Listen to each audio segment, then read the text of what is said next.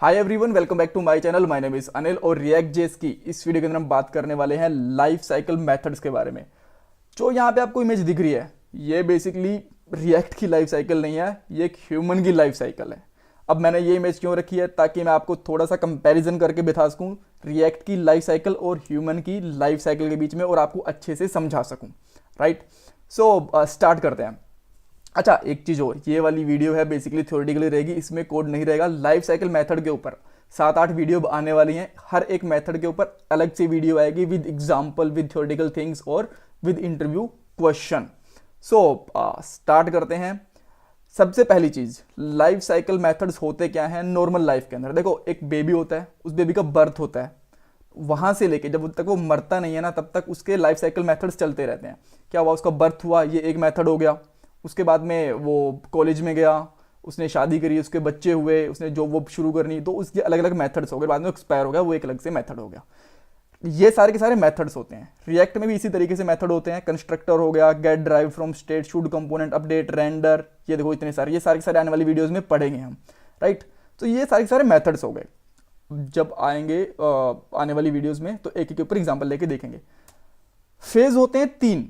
तीन फेज कौन से होते हैं? पहला बर्थ, सेकंड अपडेट होना, तीसरा एक्सपायर होना, उसकी डेथ होना।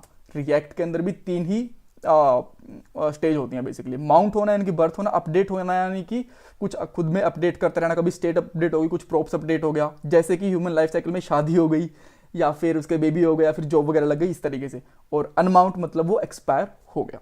राइट, इस तरीके से। तो ये आपको समझ में आ गया कि लाइफ साइकिल मेथड बहुत सारे होते हैं, फेज 3 होते हैं। ये पूछ लिया जाता है कि फेजेस के अंदर लाइफ साइकिल मेथड में क्या डिफरेंस है, तो आप बता सकते हो कि फेज तो 3 ही होते हैं, बट लाइफ साइकिल मेथड्स इतने सारे हो सकते हैं। ऑल राइट, सो अब हम एक एग्जांपल लेते हैं एक कंपोनेंट का, कि उसके अंदर 3 फेज हम कैसे कवर कर सकते हैं। जैसे कि मेरा एक प्रोडक्ट कंपोनेंट है। अब मान लो कि हाइड है बाय डिफॉल्ट, जब मैं लोड करता हूं तो ये मेरा कंपोनेंट लोड हो गया, तो ये हो गया माउंट यानी कि फर्स्ट फेज। अपडेट प्रोडक्ट यानी कि इसके अंदर मैंने कुछ प्रोप्स पास कर दिए, कुछ उसकी स्टेट को अपडेट कर दिया। राइट, वो हो गया सेकंड वाला यानी कि अपडेट वाला सेकंड फेज। रिमूव यानी कि एक्सपायर करना। अब रिमूव करने के बाद मैं इस रिमूव को डोम से हटा दूंगा, हाइड कर दूंगा, तो वो हो गया मेरा थर्ड वाला फेज। तो तीनों फेज भी बेसिकली आपके क्लियर हो चुके हैं। अब इनका अब बात करते हैं कि रियल लाइफ में यूज कहां पे है। ठीक है, थोड़ा सा मैं आपको बताता हूं। कई बार आपने देखा होगा, जैसे पेज लोड करते हैं आपको पॉपअप दिख जाता है। राइट, तो वो पता कैसे चलता है रिएक्ट जेएस को कि अब मुझे वो पॉपअप दिखाना है?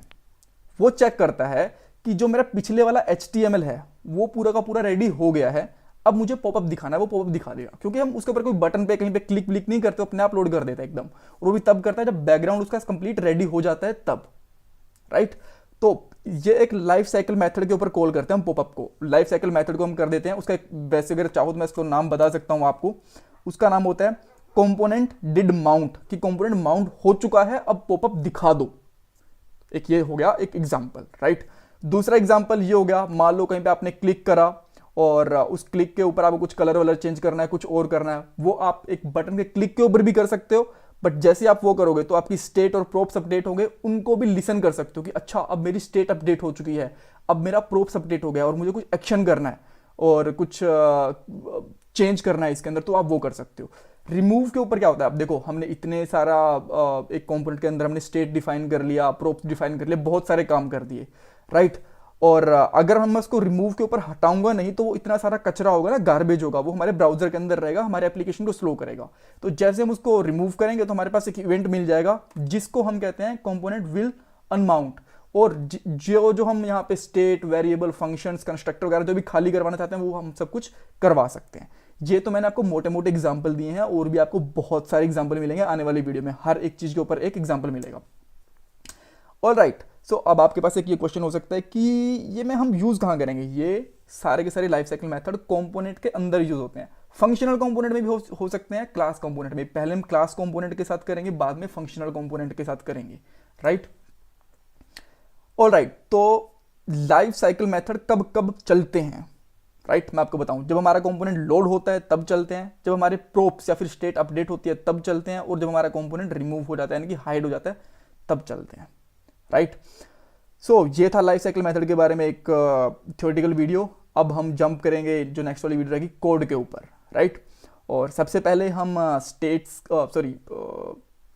क्लास कंपोनेंट पे काम करेंगे, बाद में हम फंक्शनल के ऊपर, क्योंकि फंक्शनल के अंदर में हुक्स वगैरह को ऐड करना पड़ता है, राइट।